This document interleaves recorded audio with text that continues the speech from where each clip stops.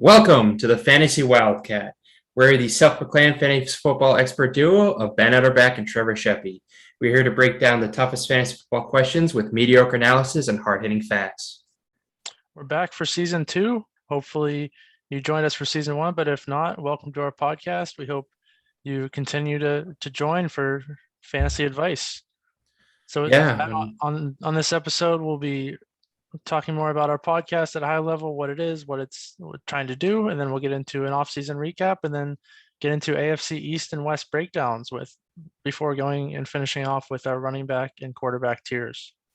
Oh, yeah, we've got some changes this offseason. Hopefully, you're potentially watching us on YouTube, so that's going to be new.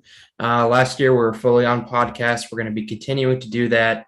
But this year, we're also going to be doing YouTube. We're going to see how that goes and see if we can get more traction there. So it's definitely something I'm excited about, and we plan to have 2 episodes a week. They typically are going to come out on Wednesday and Friday, and hopefully sometime in the morning, probably around 10 or 11 o'clock. But yeah, I'm very excited for this season. Football is coming up here, Ben. We've got a lot to talk about. Yeah, the first preseason game was on Thursday night. Steelers starting it off with a win to the first step of the Super Bowl journey. But yeah, it's good to have football back. I know a lot of drafts won't be happening until early September, but it's good to get the knowledge early and then build from there. Yeah, just to reference, Ben's a Steelers fan. I'm a hated Pats fan, so we've got a good rivalry here. But yeah, we had the first game between the Cowboys and Steelers, and it was quite the boring first game, I have to say. I don't think there's too much fantasy we could get out of that. I think Najee Harris stayed on the field too long. That was the only thing I got out of it. But I'm hoping we get some more tidbits of information about the rest of the preseason. Yeah, most of those tidbits are from training camp, from practices. You don't see a lot from games, but sometimes lower in the depth chart, guys just fighting for opportunity. That's a good way to scout them. Yeah, so the first 2 preseason games I typically throw away, but 3 and 4, you're gearing up for the season, and I do think there is some important stuff to watch. I know one thing that I think a lot of people are going to be looking at this year is Trey Lance versus Garoppolo. I think we won't get too much information in the first 2 games. I think they're going to split time, but I think what's going to be really important is in that game 3 and 4, who is the first QB out of the gates? Yeah, and I expect it to be Garoppolo, but I don't know how much into the season he's going to remain the starter. I do think we see Lance early on, just not necessarily week 1. Yeah, and he would definitely change the fantasy landscape for the 49ers. I think that would be a very fun team to watch. But why don't we catch up on some of the offseason recap that happened over the past few months here? I know we did an NFL live draft episode, and that was fun to talk through stuff. And at the time, we were talking about Aaron Rodgers, where he was going to go with the Packers, and also Julio Jones. We both expected Julio to be traded, but at the time of the draft, he wasn't. And now we have him going to the Titans. So, Ben, what do you think of Julio pairing up with A.J. Brown, Tannehill, and Derrick Henry? Yeah, this is an explosive offense, probably the best weapons in the league. And they lost their offensive coordinator last year in Arthur Smith, who's now the head coach of the Falcons. So that's something that we're going to have to consider. But with all those weapons, I expect Tannehill to have another strong year. And this is a Titans team that doesn't really play very good defense at the moment. So you can see a lot of exciting, high-scoring games for the Titans. Yeah, I think it was honestly the best location for Julio to go to. I think there was a few other options floating out there, but I think the Titans, for me, made the most sense. I think fantasy-wise for him, he's going to take a downgrade. I don't think he's going to be the same Julio Jones that he was over the course of his career, but he's still going to be producing, I think, low-end wide receiver 2 value. Yeah, I think he might be a steal in this draft. I think he's definitely not going to be the automatic first-round pick that he's been in most years, but this year I still think he's going to be round 2, round 3. I think he's going to live up to that as long as he can stay healthy. Yeah, and that's the asterisk there. The only reason why I have him down lower there is because I don't think he's going to play all the games this year. And this year we do have an extra game as well, so make sure you pay attention to that in your fantasy leagues. Make sure you know when your playoffs are, you know the format and all that fun stuff. Yeah, and Trevor, another point that you mentioned was the draft. And based on the ADP right now, we're seeing a lot of rookies that are going at a premium because of their big names. A lot of people know who they are. Jamar Chase, Kyle Pitts, Jalen Waddle, all these guys are going probably higher than a player of their experience should, because these guys are rookies and people expect them to contribute right away. But we'll see if they can live up to the hype. Yeah. So Ben, who's your rookie to watch? Who do you think is right now the biggest steal in the draft? Ooh, in terms of the biggest steal, that's tough, but I think it could be Devontae Smith. I think the Yeah. Eagles need a wide receiver to step up. I know they want to run the ball a lot with Hurts. Hurts and Sanders should be uh, very good fantasy players this year, but they need a wide receiver to step up. And Devontae Smith is going to have that opportunity as long as he can stay healthy. But it seems like in training camp there has been a little bit of an injury issue, but hopefully Mhm. that can be cleared up before the start of the season. Yeah, I think earlier on in the offseason, for me, it was Kyle Pitts, and that was when Julio was on the Falcons. But since then, he has skyrocketed up, and he's going right behind Andrews out of Baltimore. And I think he can produce, but we haven't really seen a rookie tight end produce that much in their first year. I think you would have to break all the rookie stats for him to live up to where he's being drafted. I think for me, Travis Etienne right now is going to be a great steal. I think he's going to beat James Robinson out for that job. I mean, Urban Meyer had a fantastic running back last year in James Robinson, and then they drafted Etienne in what was it, first round or second First round? round. First round. You don't do that if you have belief in your undrafted rookie running back from the previous year who cost you nothing. Yeah. Um, Yeah, we'll have to wait and see on that. I actually really like both guys. I think they're going to find a way to both be significant fantasy contributors, but it'll definitely affect their ceilings. I don't think we're going to see either guy become a top 10 or top 12 running back this year. Yeah, I'm hoping Etienne doesn't fly up the boards, but I got a feeling like he's going to come draft day after we see a few preseason games where he has a highlight and then ESPN decides to make it everything. So we're gonna hope he stays down low. But last sort of thing before we get into the breakdown here, Ben, for offseason recaps, do you have a team that you're really excited for going into this year? Yeah, I'm really excited with the Washington football team deciding to go another year without a real name, but Next they're going year, with next year though, yeah, they're gonna next get a year name. they're going to decide on something. But I really love the weapons that this team has now. Ryan Fitzpatrick, we know he's not a great quarterback, but we know he's proficient. He's solid. He'll be the best quarterback that Terry McLaurin's ever played with, and McLaurin's been Mm-hmm. very good the last 2 years with Alex Smith and Dwayne Haskins and all those other bad quarterbacks. So definitely looking to see what he can do in this offense. And I love the addition of Curtis Samuel. I think Yep. he really complements Terry McLaurin very well. He's a speedster. They'll try to get him involved all over the field. And Antonio Gibson, we saw what he did as a rookie last year. I expect him to build on that earlier in the season. He's going to get a lot of work and really be a factor in both the rushing and the passing game. So I love how this offense comes together, and throw in Logan Thomas and some other weapons at wide receiver. And I think it's going to be a really good offense. Yeah, no, Curtis Samuel is hurt, so we're hoping he comes back soon. But I think he is a great steal at the end of the draft. He's going to be a great player playing under Ron Rivera again, and I think he's just going to kill it this year. But I think a team for me, and I don't necessarily know if I have a lot of investment into this team through the mock drafts I've been in so far, but the Bengals are very exciting to me. You saw at the beginning of last year, Joe Burrow sort of start to take off, and unfortunately, he just got hurt. But this year, they improved their offensive line. They have a great running back in Joe Mixon. They have three very talented wide receivers, Jamar Chase, they have Higgins, and they have Boyd. They lost AJ Green, so there's a lot of target shares out there to go around, and I think it's going to be a very fun team to watch. And maybe it's not every week you have a wide receiver one, but I think there's going to be a lot of fantasy value once things start to settle down in Cincinnati.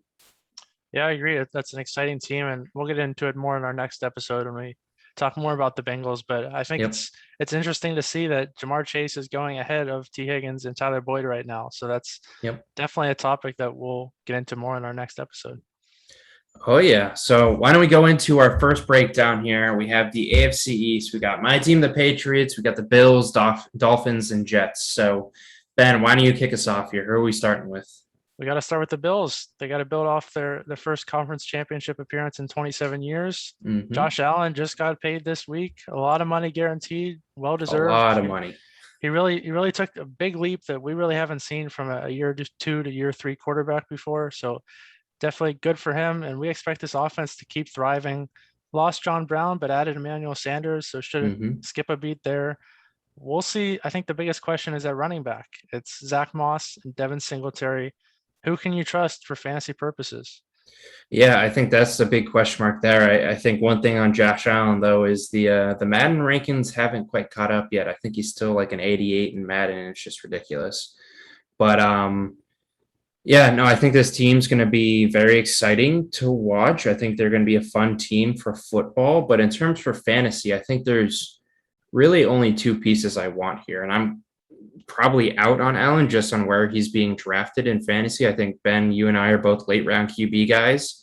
Unless you can get maybe like a Kyler Murray in the third or the fourth round ish in that area, you've got a good price on him, then maybe you select him. But I think Josh Allen right now his ADP is just too high, and I don't see it going anywhere. So I think they're really the only guy I'd be willing to draft is Diggs. I think between Moss and Singletary, Moss is going to be the better running back for fantasy football, and his ADP is low. So, I mean, he could be a good value, but I don't see much value here. I think they're going to be fringe RB3s each week just because Allen's got that running capabilities. Yeah, I'm completely out on Singletary. He's had plenty of opportunities to take over the number one job last year and the year before, and he really hasn't done it. So I wouldn't draft him in any situation. But I like Zach Moss at his current ADP. I think he's got a lot of upside. I think this is a job that he can really take over.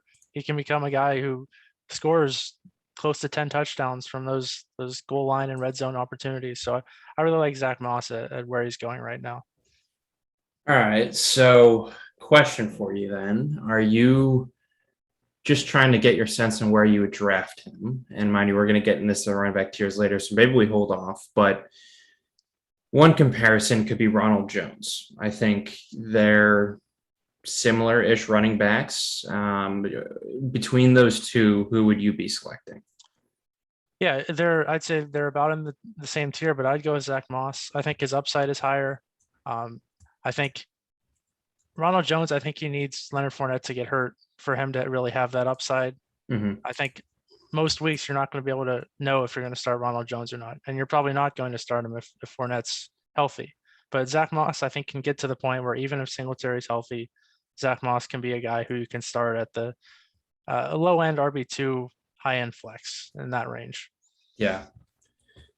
All right. So outside of those guys, I think Diggs is a certified wide receiver one this year. The other guys that we have on the roster right now are Davis, Beasley, and Sanders. Out of those three, and mind you, all their ADPs are basically undrafted at the moment. Who are you selecting out of that bunch? I think it really depends on who else you draft earlier at the wide receiver position, because Cole Beasley, we saw it last year. He's a steady guy. He scored over 10 points in the majority of his games last year. If you are just looking for some steadiness, a guy you can just plug into your lineup with some other high volatility guys elsewhere in your lineup, then I think he's a good slot there. But Emmanuel Sanders, I think he's got a lot of upside. We saw John Brown at parts of the last 2 years really succeed in this offense, but toward the end of last year, he couldn't stay healthy, and really Beasley stepped up and Gabe Davis really stepped up late in the year, but Yeah. I'm not sure that Davis you can really rely on for enough volume unless somebody Yeah. gets hurt. Yeah, I think in a best ball league, Davis is a guy you're going to want to select. I think he's got a lot more value there. Week to week value, I don't think Davis has much, even though, and we harped on this last year, Ben, the Bills really like him. Like he's going to be the deep ball threat there. The rest of the guys are underneath it, besides Diggs, of course. But Davis is a pure outside threat, and I think that's what they're going to use him as. But for me, the guy to go to here is going to be Beasley. I think last year he certified himself as that wide receiver that Josh Allen is going to go to. And I think in PPR leagues, Beasley is an absolute steal. He is going undrafted. Pick him up with your last slot, and you're going to get average probably 9 points a week. And with your last pick as your wide receiver, I think that's good. He's going to have better weeks. He's going to have some average weeks, but I think he is a great last round selection. Yeah, you know what you're going to get from him. So I definitely agree there that he's a good late round selection. Anything else on the Bills before we move on, Trevor? I think that's it, but looks like we have the Dolphins up next, and they are a team that is going to be filled with surprises, I think, this year. So, who are you targeting from this team? Do you think Tua has a year two comeback? I do think he definitely improves this year. I think last year he wasn't great, but I think he did show signs that he can be a good quarterback. He was a really good quarterback in college, and now he had a full off season to prepare as a starter. I think that's huge, and I really like these wide receivers this year. Fuller, they signed in the offseason, 1 year deal. He'll be suspended for the first game, but you really shouldn't be drafting like differently because of that. Mm-hmm. Jalen Waddle, first round pick, and then Devontae Parker, who's still there and who I think is going way too low right now. I think he's the perfect complement to guys like Fuller and Waddle, who are both speedsters, and I think Parker can really take advantage of that and outperform his ADP. Yeah, I think Tua is going to have a better year this year. I think with Fitzpatrick gone, luckily that has happened because I think they really did hurt his confidence last year. Taking him out at the end of a game to put in Fitzpatrick to try and win the game. I think that really did hinder him in his performances. But again, you have to think last year, like, who did they really have? They didn't have much. They had Parker and they had Gasicki. They added two fantastic wide receivers. Fuller was the best wide receiver for fantasy points per touch last year. And mind you, he was with Watson, which is a better quarterback. But I think right now, Fuller is an absolute steal. I think a lot of people are turned off by him because of the steroids and because of his 1 game suspension. And I think, yeah, that's great for if you don't want him, but that leaves a massive opportunity for the rest of us who do that extra bit of research. And I think he's going to be a great person to add to your team. Yeah, I'd be fine with any of these three wide receivers. I think Waddle might be going a little too high for my liking right now. I think Mm-hmm. he may be maybe a guy who we see come on later in the year, but from day one, I like Fuller and Parker both to exceed where they're being drafted right now. And Mike Gesicki, you mentioned as well. He's a guy really like his upside this year. We really haven't seen the consistency we're looking for in previous years, but Tua seemed to really trust him last year, and hopefully with another off season together, they can build that relationship, and Gesicki can be a consistent tight end one.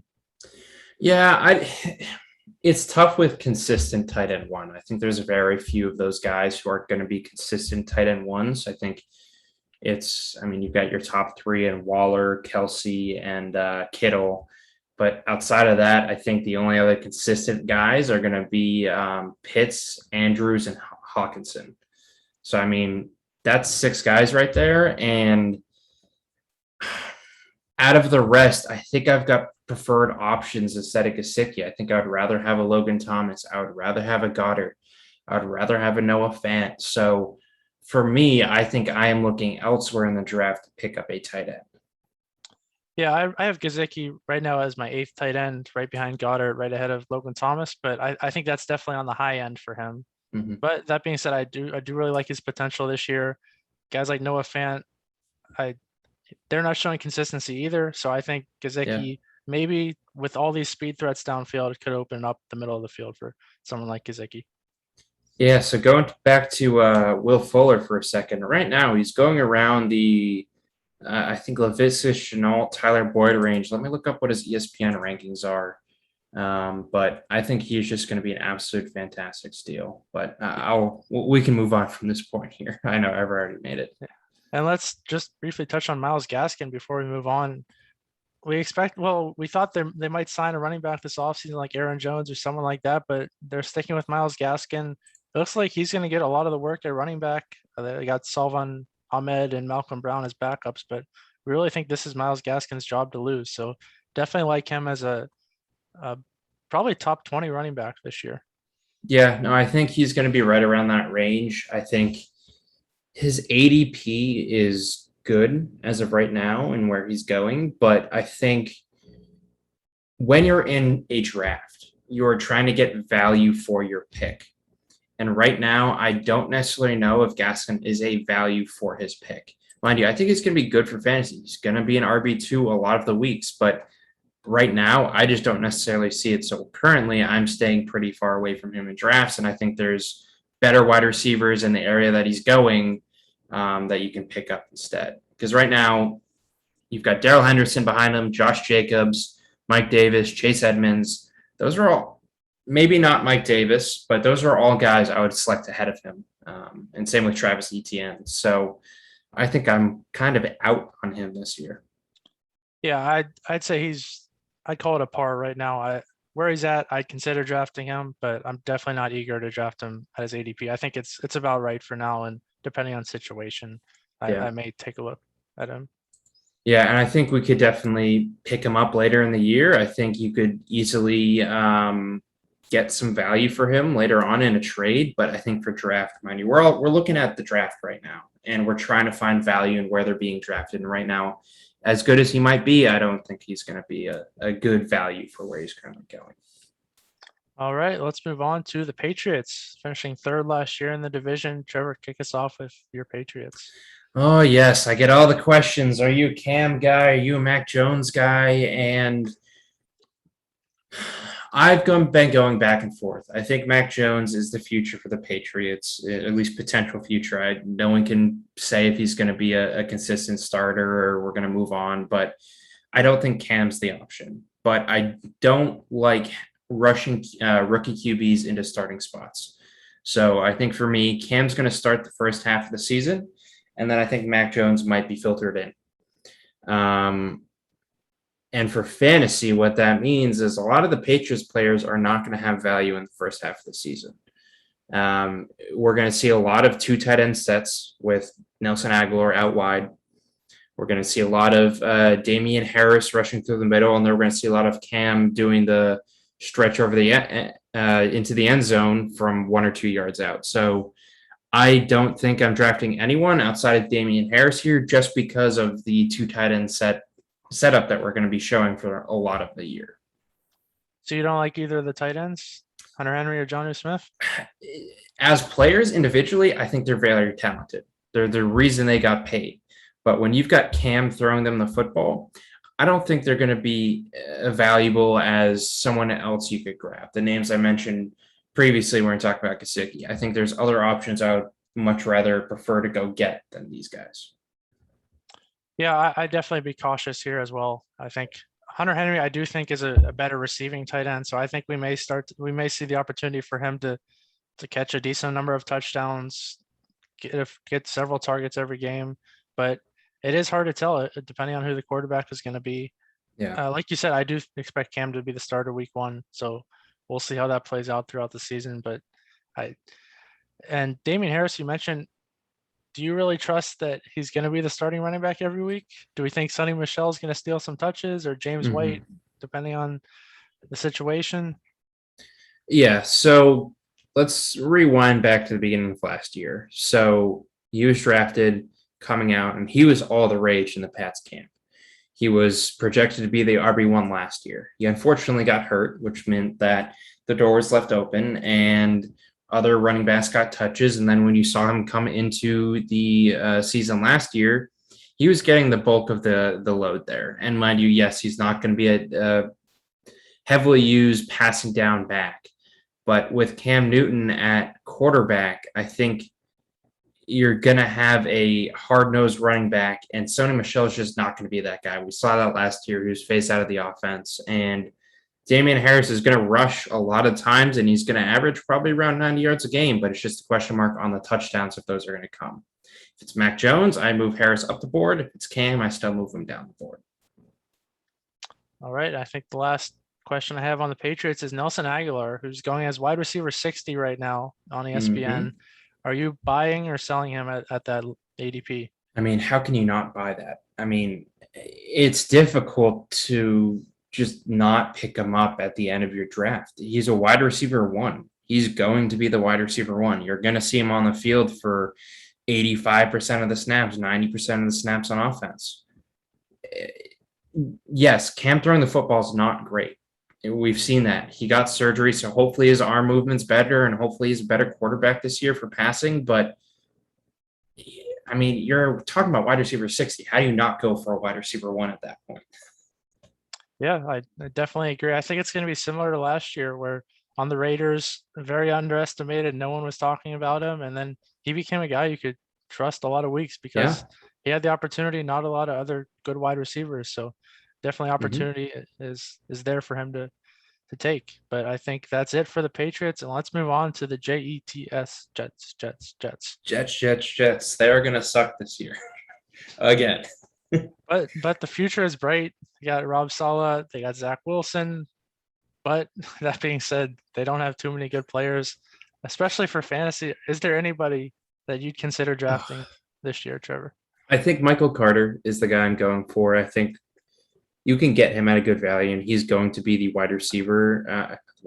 the running back starter probably earlier on in the season. He might be going into week 1 as a starter, but I think he's the one guy I'm taking a shot on here. Outside of that, I mean, I'm hoping this Jets offense is better for fantasy football because we're fantasy football guys. And I think we always want to have a reason to watch a team. And right now we don't have that with the Jets. Yeah, hopefully Zach Wilson can be good from day one, at least allow them to stay in some games, not get blown out every single week. But I think these wide receivers, it's an interesting dilemma because Jameson Crowder, he's still with the Jets. He didn't get traded, even though a lot of people expect him to get traded. He still might. But he's going so deep in drafts right now that he's an absolute steal at wide receiver 66 if he stays on the Jets. But I don't know if we can trust him. Elijah Moore, everyone really likes in camp. He's got a lot of potential. If they're bringing in a new quarterback, new running back, Elijah Moore can step in there as a rookie wide receiver as well. And that offense can really build for the future. Yeah, and see, it's built for the future, and that's why I think Jameson Crowder just is not going to be the guy that they're going to go to. I think Jameson Crowder is going to be the wide receiver 3 because, mind you, we've got Corey Davis is your starting guy they just paid. You got a highly touted wide receiver in Elijah Moore, who's going to be your wide receiver 2. I think they're just going to go with that, and I think Jameson Crowder is going to be a wasted draft pick. I think I'm hoping Corey Davis has value. I think he's a good wide receiver. He's a very good wide receiver 2 on teams. I don't think he's a wide receiver 1, but he's going to be targeted like a wide receiver 1 this year. And Zach Wilson has lost a lot of press this offseason, and no one's really talking about him. So I'm hoping he does come as a surprise to people because everyone's been focusing on Trevor Lawrence or Trey Lance or who's the Chicago quarterback, Fields. I think everyone's focusing there and focusing away from the Jets. So I'm hoping that he can surprise us and sort of bring some more fantasy value back to the Jets this year. Yeah, and that's a good point. I skipped right over Corey Davis, but he's wide receiver 49 right now. And like you said, he's going to get that wide receiver 1 workload and it should be able to put up stats that exceed that. Yeah, there's going to be a lot to pay attention to for the Jets, which is weird to say, in the preseason games. I want to see how that chemistry is working and how Wilson looks on the field as he's been so basically flattened in terms of any sort of articles written on him this year. So something to watch in the preseason there. Yeah, and this might be a team that after week 1, everyone's going to be rushing to the waiver wire to pick up one of these guys after a big game. But we'll have to wait and see on that. So that is the AFC East. Trevor, who do you have winning the AFC East this year? I think it's pretty easy. I think it's going to be Bills. I think it's going to then be the Patriots, and then it's going to be the Dolphins. I think the Pats, they get a lot of players back on defense, and I think they're going to be a lot better this year and better than people expect. So I think Bills, Pats, Dolphins, Jets. I'll go Bills, Dolphins, Pats, Jets. I think Pats and Dolphins will be in a battle for one of those wild card spots, but this should be the Bills division to lose, and I think they'll definitely win unless Josh Allen gets hurt. So let's move on to the AFC West. So the Chiefs, second Super Bowl appearance in a row, but this one didn't turn out as well. So Trevor, get us started on the Chiefs. Yeah, I am all in on Clyde Edwards-Helaire. I think last year it wasn't his year, but he still got a lot of touches. And I think going into this year, he's going to be used as that running back 1, and there's not going to be anyone else. He's going to get all those touches, and he had, I don't remember the stat off the top of my head, but he had a crazy amount of rushes inside the 5-yard line that just didn't get over into the end zone. And there's going to be a positive regression there where he's going to get more touchdowns this year. I think right now he's being drafted in the if we're talking about a 12-man PPR, he's drafted late in the second round. And I think or early third, and I think he is just a fantastic steal right there. Yeah, he's definitely going to have the opportunity. My only question is durability. Is he going to be able to withstand a 17-game season? And he was a little banged up last year, but we'll see how he comes in this year. But yeah, the opportunity's there. I agree. He could be a steal if he drops to the third round. But Yeah. he's definitely a solid option. Kelsey and Hill likely going in the first round. If you can get them, then definitely get them. But the question here is really on the wide receiver too. Do you trust McCole Hardman? Do you trust Demarcus Robinson, or are you staying away from both? Yeah, I do want to touch on Kelsey for a minute, but I think out of those two wide receivers, I think we've had enough data on each of them to not select either of them. It's very tempted to take Hardman late on because now he's going to be the wide receiver too, but over the course of the past few years, we've seen no fantasy value for the wide receiver two in Kansas City consistently. And with Hardman, he hasn't had a single game over 100 yards yet. That's it. He's being hyped and he's going to keep moving up the draft board. But for me, I think I'm out where he's currently being drafted. Yeah, I agree. I'd stay away from both. I like Hardman over Robinson, but I really don't. He'd have to fall to very late in the draft for me to consider taking him. But the potential is definitely there. He's a Tyreek Hill like weapon. He can do some of the similar stuff, and we'll see if he can get open downfield like Tyreek Hill has throughout his career. But Trevor, back to Travis Kelsey. Yeah, I know. It seems ridiculous that we want to talk about just someone who's so good, obvious tight end one, but I think I do want to highlight throughout the beginning of this process here the tight ends. Typically, we haven't selected tight ends in the first round. Typically, I'm like, no, I'm out. But I think this year, Ben, I am selecting Travis Kelsey as my number seven or eight person off the board behind the running backs. I think I'm selecting him ahead of any wide receiver just based off the differential that he gives you at that position. You know what you're getting from him every week. You know you're going to be 5 or 6 points higher than everyone else. And I think he is just a fantastic value. Whereas a wide receiver, you can get a potential wide receiver one in the third round this year, maybe the fourth round. And I think you can wait on wide receiver and potentially select him in the first round and then pair him with a running back in the second round.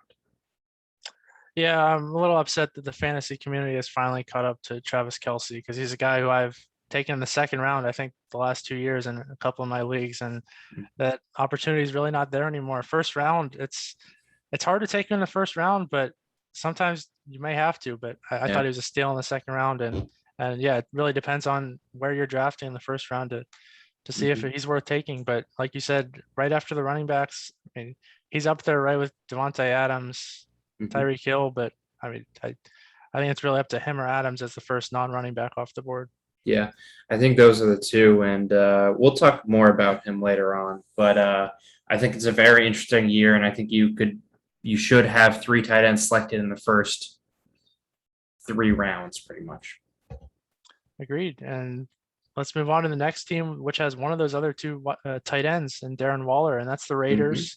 So Raiders, some disappointing performances the last few years under John Gruden. This is a year that they need to see progress, and I'm not sure if they're going to see it in a tough division. But Trevor, what do you like about the Raiders this year for fantasy purposes? Yeah, I think I like their wide receivers. I mean, we had Nelson Aguilar come from the Raiders to the Patriots, and that leaves a lot of open targets. And I think Ruggs right now is going way down the board, and I think he is going to be a very good value later in the draft. Again, we're talking about these wide receiver ones who are going late in the draft. I think he's just going to be someone who you can take your shot on. And mind you, at the end of your draft, when you're looking for a wide receiver on your bench, you're looking for someone who can outperform. You're looking for someone who can be great. And I think Ruggs is that guy on the Raiders this year that I'm looking at outside of Waller. Yeah, and people may forget that Henry Ruggs was the first wide receiver taken in the 2020 draft ahead of all those superstars, Claypool, Jefferson, Ayuk, all those guys. Ruggs was the first guy off the board mostly because of his speed, but I definitely like Ruggs as well. And if you're looking for a late flyer, Bryan Edwards, he really has very strong sentiment coming from Raiders camp this year. Yes, He's been compared to T.O., Randy Moss, Devontae Adams, which is a little bit I think those are a absurd. little bit obscene. But if people are willing to make those comparisons, definitely pay attention to him. If it's a last round flyer, then maybe take his upside over a guy like I don't know, someone who could be more consistent. Sterling Shepard, maybe that I think maybe Wes more. Welker is probably going around the range Edwards is right now. Yeah, he's definitely a late guy who may go undrafted. But if you're looking for a late round flyer, training camp sentiment has definitely been on his side. Yeah, and going back to Ruggs for a second, he's being drafted right around Waddle, right around Davis, Mike Williams, and I think he has a lot more upside than anyone else there. And I think we saw a flash of it last year, but I think this year we're definitely going to see a little bit more. But let's move on to the running backs. I think I was surprised when the Raiders decided to pay Drake. But Ben, what do you think about Josh Jacobs this year, and how much do you think Drake's going to cut into his running back potential there? Yeah, I mean, you wouldn't pay a guy like Drake what they're paying him if you weren't going to get him involved. So I'm staying as far away from these two guys as possible. I think unless one of them gets hurt, you're really going to see them split work, and really neither guy's going to be a running back 2 or above. So I'd stay away from these guys. I do like Jacobs a little more than Drake, but I really want nothing to do with these guys. Yeah, and what's frustrating to me is Josh Jacobs is a fantastic running back. He is a great I think he's a great running back. Look at his production the last 2 years. Yeah, but again, you're playing with the Raiders with I don't think a very good offensive line, and I don't know. I think the talent's there, and I do believe in him, but I don't believe in the Raiders coaching staff. So, like Ben, I'm out. And right now, you can get Darrell Henderson, you can get Mike Davis, Chase Edmonds, Kareem Hunt, all at the same value that you're getting for Josh Jacobs. And there's much better wide receivers going around that same range. You can get CeeDee Lamb, or you can get Josh Jacobs. I'm 100% going CeeDee Lamb every single day of the week over him. So it's unfortunate because I think he is a good fantasy player. But this year, if Drake is healthy, he's going to cut in, and they're both not going to have value.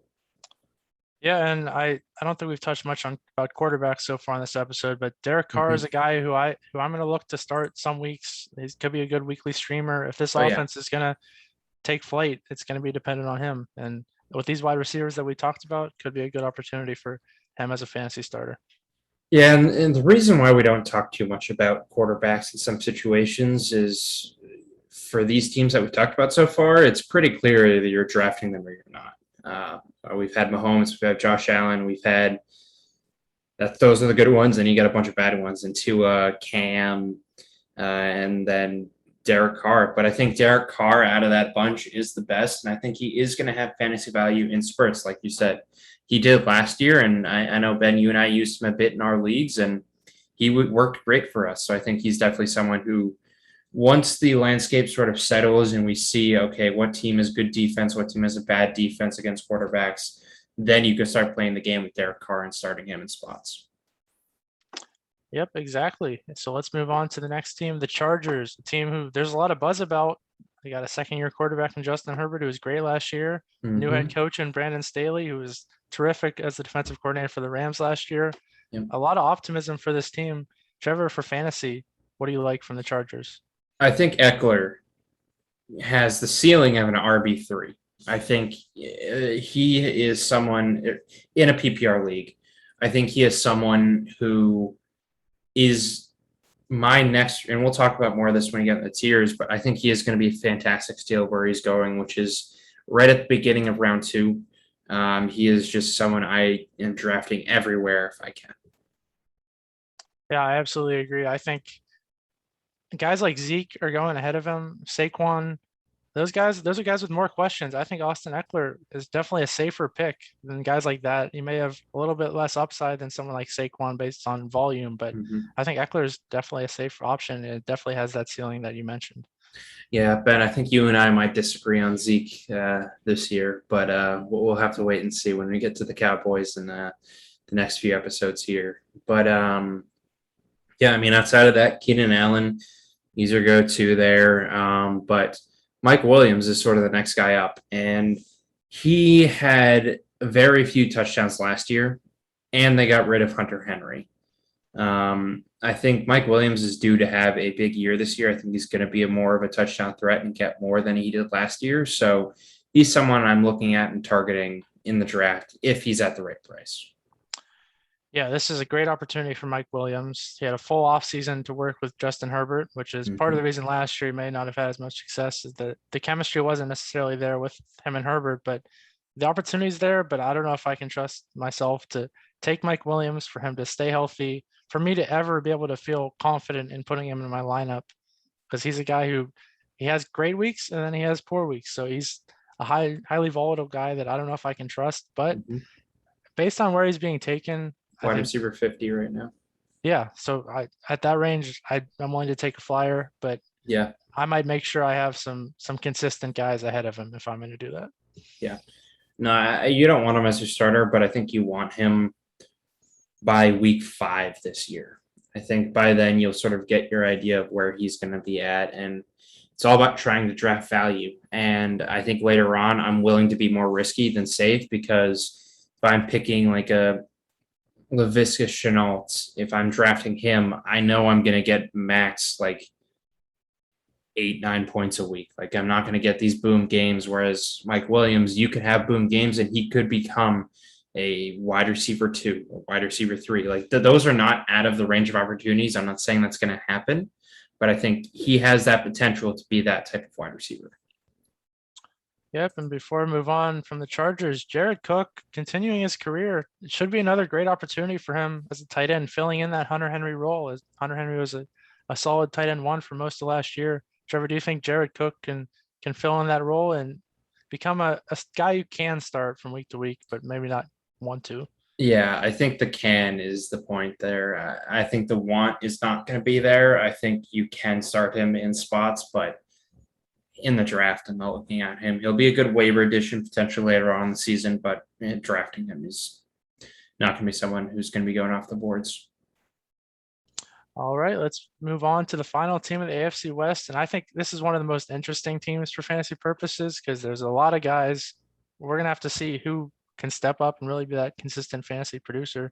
But the Broncos, starting at the quarterback position, we don't know if it's going to be Locke or Bridgewater, but I really don't think it has too much of a difference for fantasy purposes. I think it does. I think if Bridgewater's the QB, you've got a much higher fantasy production for everyone on that team. I mean, you saw Bridgewater carry Mike Davis, DJ Moore, and Robbie Anderson, and Curtis Samuel last year. Like, those are 4 guys that you wanted to play. And DJ Moore has this weird notion about him where he wasn't that good, but he was consistently targeted. Same with Robbie Anderson, and he was great for PPR leagues, and they didn't come down with the touchdowns. But I think Bridgewater can uplift Jerry Judy, can uplift hopefully Javonte Williams if he's the running back. I know I'm forgetting one of the wide receivers there, but Noah Fant as well. I think if Bridgewater's QB, he's going to be a much greater addition than Drew Lock is. Yeah, it's a fair point. But yeah, Drew Lock, definitely, if he's going to be the quarterback, he needs to show improvement right away, or else his career as a starting quarterback is going to be over. But you mentioned these wide receivers. I love Jerry Judy. I think out of the second-year receivers, I think he's going to take the biggest leap from last year to this year. I really think he's going to be the number 1 for this Broncos team. He's a great route runner. Had some drop issues last year that I'm not concerned about. I think he's really going to step up. I have him as my wide receiver 29 right now, which is ahead. He's going 34 in ESPN drafts, but I definitely think he's going to be the top option here in a loaded wide receiver room with Cortland Sutton coming off a torn ACL, KJ Hamler, Tim Patrick, a guy who we talked about a lot last year as a consistent option. But we'll have to wait and see how these guys are when they're all healthy. Yeah, for me, I think it's Cortland Sutton over Jared Judy. I just think he's going to be the go-to guy. But again, it all relies on the quarterback. If Drew Lock's the quarterback, then these fantasy options are going to – I'm moving them down the board a bit. But I don't know. For me, I think that they're definitely the 2 guys to watch. But you said – I want to highlight something you said. When you're talking about wide receiver, second-year wide receivers, are you talking about – he's going to have the biggest breakout of all the wide receivers going into their second year, or just on the Broncos? For anybody, all teams, but the biggest jump from year 1 to year 2.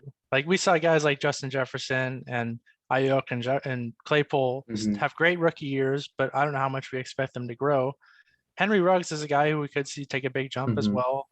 But Jerry Judy, I think by the end of the year, we're going to see him and talk about him next year as a probably in the wide receiver 2 range.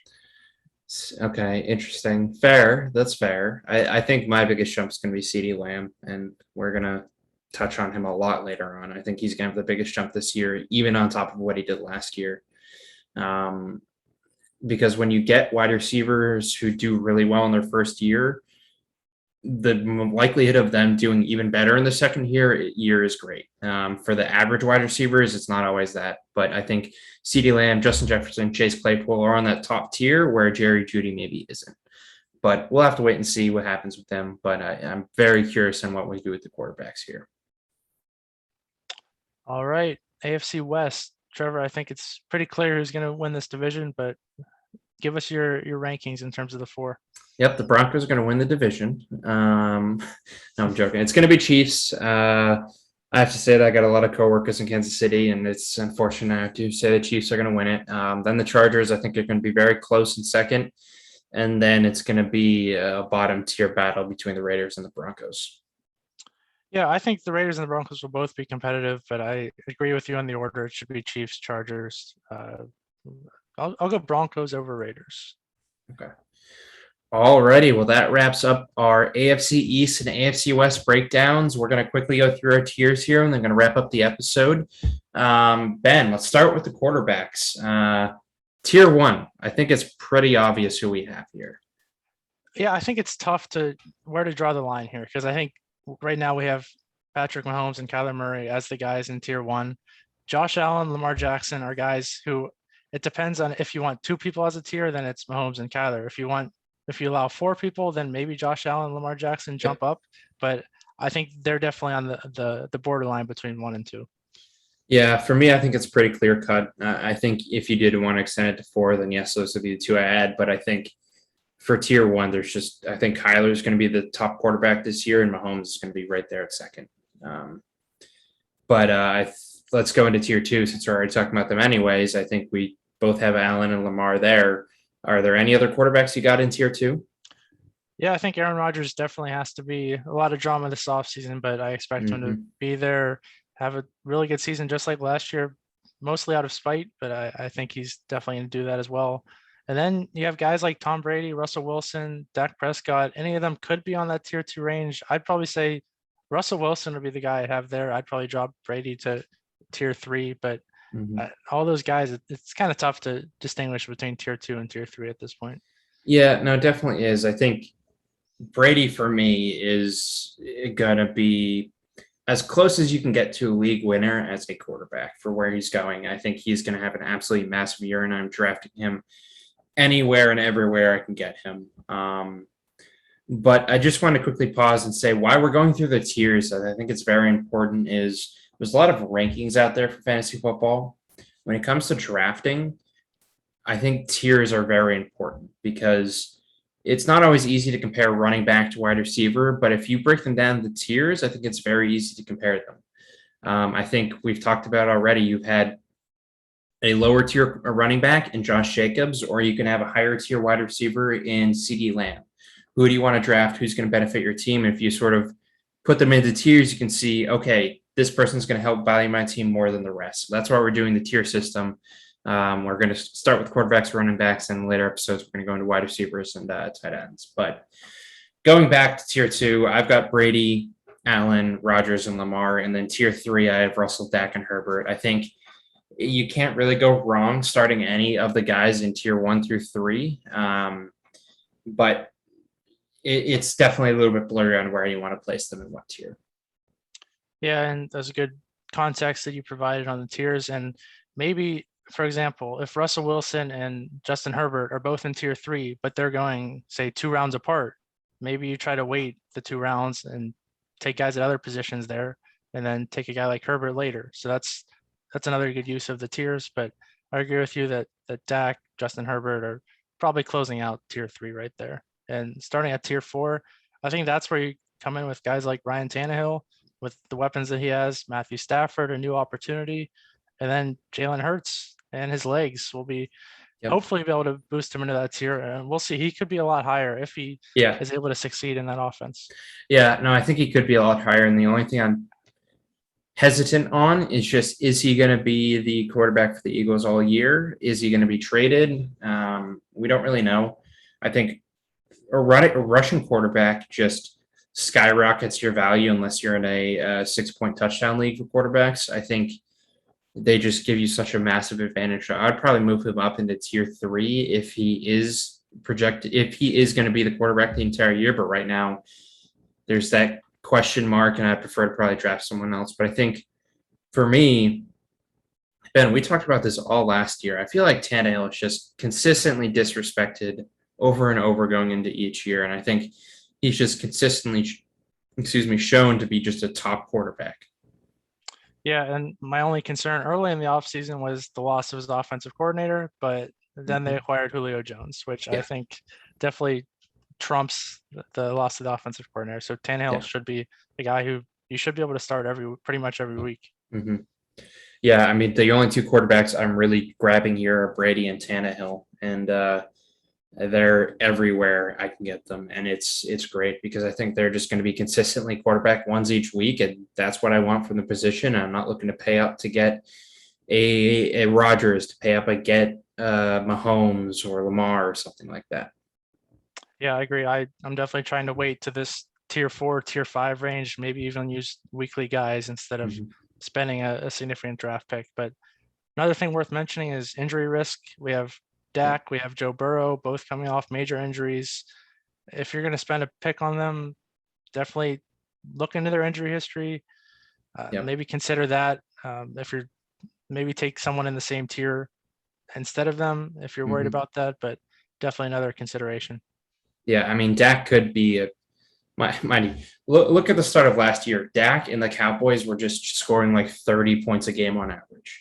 He could be in the tier 2, the tier 1 range by the end of this year, but just the injury, I think, knocks him down to tier 3, and that's where you're okay to take that risk. But sort of wrap up tier 4, I think Joe Burrow's in there, but let's talk about tier 5, and I think that's pretty much where we have the rest. I think the rest, tier 5, is where you're outside of your consistent starting QBs and you're into your weekly spot starts.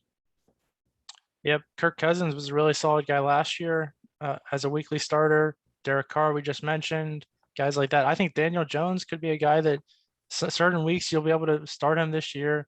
They increase his weapons. He's got that rushing ability. I'm definitely not, I wouldn't draft him, but if you're looking for a weekly starter, I think he's a guy that can step in there certain weeks. Yeah. Whoever the Saints quarterback is, if it's Taysom Hill, his ceiling is a lot higher, but I think they're definitely leaning toward Jameis Winston, but we'll have to wait and see on that. Interesting. I would have that reversed. I would think, well, I don't know. The rushing capabilities, Hill does benefit him. I don't know. It's going to be a wash in with the Saints for quarterbacks, at least, for who's going to be there in value. But I think one guy I did want to highlight in this tier is Kirk Cousins, and he's someone you could see move up the tiers as the season goes on. I think they're in a very good place, both defensively and offensively, for the Vikings, where I could see him really being competitive this year and maybe moving up into the tier 4. Yeah, and I'll just mention Matt Ryan as another tier 5 guy, new offensive coordinator. Hopefully that offense will look better, even though they lost Julio Jones. But bringing in Kyle Pitts, he could be another guy that late in the draft as your starter for earlier in the year, but you're not spending a high draft pick on. But yep. Alrighty, running back tiers. Now, QBs are interesting, but I think this is where we're going to really get interesting here. Running back tiers, I think it's very clear what tier 1 is. Mind you can, if you want to really talk about tier 1, it's Christian McCaffrey, then it's Cook, and then there's Henry and Kamara. But I think tier 1, grouping them together, is CMC, Cook, Henry, and Kamara. I think those are my top 4, and maybe Kamara drops down to tier 2, but I think he's there and definitely in that conversation. Yep, I'd have him in tier 1 as well. And then tier 2, these are the guys who you probably have to spend a first-round pick on, even though they're second tier, but it's Aaron Jones, Nick Chubb, Saquon coming off a torn ACL, and Zeke. I think we're agreed on that as probably tier 2. Yeah. I think for me, I am selecting Mixon and Eckler over Saquon just because of the reports that have come out. And talking about him maybe being back week 3. Who knows what the injury is like, but I think I'm not drafting Saquon regardless. I think I'm picking those guys over, but I think Aaron Jones is the one guy who has come into the season with a weird storyline being Aaron Rodgers being out, so he dropped way down the board. Now he's creeping back up, but he should be that 5th running back off the board. But right now he's going at the end of the 1st, early the 2nd round. So I think he's a big steal for me. Agreed. I think, yeah, he's a dual threat back that after those first 4, there aren't too many left that you can confidently say they're going to be involved in both the rushing and the passing game. So definitely like him there. And getting into tier 3, you said you take Mixon and Eckler over Saquon. I take Eckler over Saquon, but Joe Mixon has not been a guy that I've loved in the past. I know there always seems to be a lot of drama around him that I know he's a good running back when he's on the field and engaged, and maybe with a good offense this year, he'll be that. The opportunity is definitely going to be there, but I'm still a little cautious taking Joe Mixon, but I think he is in tier 3, definitely. Yeah, I'm a big fan of Mixon this year, and I'm probably overly too much of a fan, but I think he's a great running back too to have if you can pair him up and maybe get him. I think he's going like the mid-2nd round. But I think wrapping up this tier, we have Gibson, Taylor, Clyde Edwards-Helaire, and Najee Harris. I think any of these guys as your your running back 1, I think you're okay. I think I'd prefer them all as a very high-end running back 2, but I think these are your guys that are in that next tier. Yep, and if you're going to have one of those guys as your RB1, then you're looking at tiers 4 and 5, where you probably want to get 2 more guys that you'd be comfortable starting. And tier 4, starting with a guy who was really good last year, David Montgomery. We'll see how the situation changes this year, but based on his production last year, he kind of looks like a steal right now. But I think he's going about the right range. I'd take him. I'd maybe take him a little bit ahead of his current ADP, but I think he's a guy who starts tier 4, and then you get into guys like J.K. Dobbins, Darrell Henderson, Chris Carson, and DeAndre Swift, who all have their knocks against them, but all have a lot of upside. Yeah, and with these first tiers for your fantasy running backs, I don't think you can necessarily win your league with tier 1 and 2. I think you can lose your league with tier 1 and 2, and mind you, you never win or lose your league with the draft. There's always stuff throughout the season. But if you want to just slowly look at the draft, I think you want to be somewhat safe in those first 2 tiers. But then when we get into tier 3 and 4, that's where you can win your league. And I think Montgomery and Henderson are the guys this year that are going to be league winners. I think Montgomery is severely undervalued, and I love him where he's going right now. Yeah, and Henderson, the other guy you mentioned, for now, as long as he's the starting running back on that team, I like him a lot. Yeah. But I'm not convinced that the Rams aren't going to go out and make a move to bring in a guy who at least push Henderson, maybe take some of the work away from him. But I can't see them going into the season or going throughout the entire season with Darrell Henderson as their number 1 guy, and then a couple guys who have never played in the NFL as the other running backs on a team that's looking to compete for a Super Bowl. So I think they'll add depth, but we'll see how that happens. I'm not sure, but right now, I mean, we're looking at he's going as the running back 21 and Montgomery's going as the running back 19. That's just crazy to me, and they're just going to win you a lot of weeks if you pair them with a top-end running back or you pair them with a Travis Kelsey type. So I think that wraps up tier 4. Before we wrap it up, I think I'm a little concerned about Swift. I'm not a huge fan of him, and I'm not drafting him, but I think he does fit in that tier above the tier 5 guys in Miles Sanders, Mostert, Jacobs, Gaskin, Mike Davis, Travis Etienne, Kareem Hunt, and Chase Edmonds. I think that's your next tier where, for me, I don't want to have to start these guys. I want them as my running back 3. Yeah, I agree on that. These are volatile guys. Really interesting when you break down each one. Miles Sanders, how's he going to work with Jalen Hurts? The opportunity is going to be there, but how well is that offense going to function? Mostert, can he stay healthy? Yep. Josh Jacobs, he's got Kenyon Drake in his backfield as well. How's that going to factor in? And guys like Etienne and Kareem Hunt, guys who are going to share backfields. James Robinson, we don't have in this tier, but from the beginning of the season, he might be the starter. And I think those 2 guys are going to work well together. But like we said, tier 5, a lot of open questions, but guys that have a lot of upside. Yeah, I think James Robinson, you might be the outlier on here and putting him this high up. I think I don't think he's going to be anywhere close to being fantasy relevant this year, which is unfortunate because I like him a lot and he was great last year. But yeah, I think we might have to make some sort of bet on that line there. But I think out of this tier here, the guys that excite me the most, and mind you, we're talking about value where you're drafting them. I think Mostert and Chase Edmonds for me are the two guys in this group where I'm like, okay, I'm willing to draft them as the running back 3 because they have that potential upside to be massive booms. They do have that risk, but at a running back 3, I'm willing to take that risk to go and win my league. Agreed. And let's finish it off with tier 6. We got David Johnson, Ronald Jones, Damian Harris. Zach Moss is a guy who I think is in this tier, but a lot of guys that I'm not sure you're going to be able to start week to week, but these are guys that if someone goes down, if there's an injury, maybe they step up and there's a bigger opportunity, or maybe they're guys who just break out at some point this year and then you'll be comfortable starting. But from tier 6, you're really just looking at value at this point. Yeah, no, you're just trying to find values. I think Javonte Williams is a guy that should be or is in this tier. I think he has that potential to be the Broncos starting running back. I think Melvin Gordon's not going to be that guy this year, so I think he's going to have a good year. But and when you're looking for value in here, I think Duke Johnson is my guy who I'm willing to go with here. And yes, he's old. Yes, he's on the Texans. Yes, it's just a horrible situation, but he's going to be productive. Like, he is their best player on that team, and he's going to get passing potential. He's going to get rushing potential. And I think he's really being overlooked and someone who I want as a running back 3 or running back, probably not a running back 3, but a running back 4 who's just safe and can still get me that running back 2, running back 3 potential every single week. I just want to clarify that's David Johnson, right? Sorry, Texans. wrong. They had them both DJ. last year. Duke Johnson no longer with the Texans, but David Johnson, he's a guy I really liked last year, but the Texans, a lot of uncertainty, and we'll get into that in our next episode. But I think we want to conclude this episode talking about running back handcuffs. Trevor, who are your favorite running back handcuffs this year?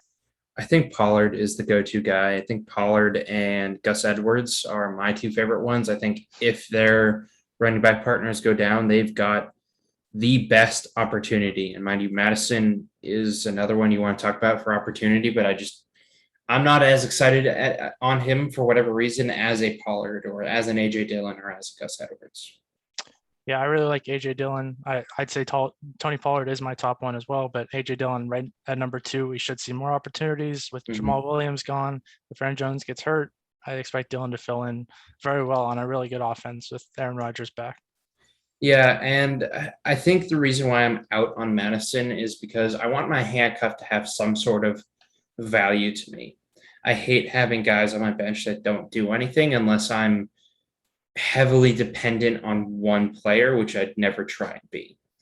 And I think those other guys that we've mentioned all have potential to give you weeks where they could be running backs if you needed to spot start them.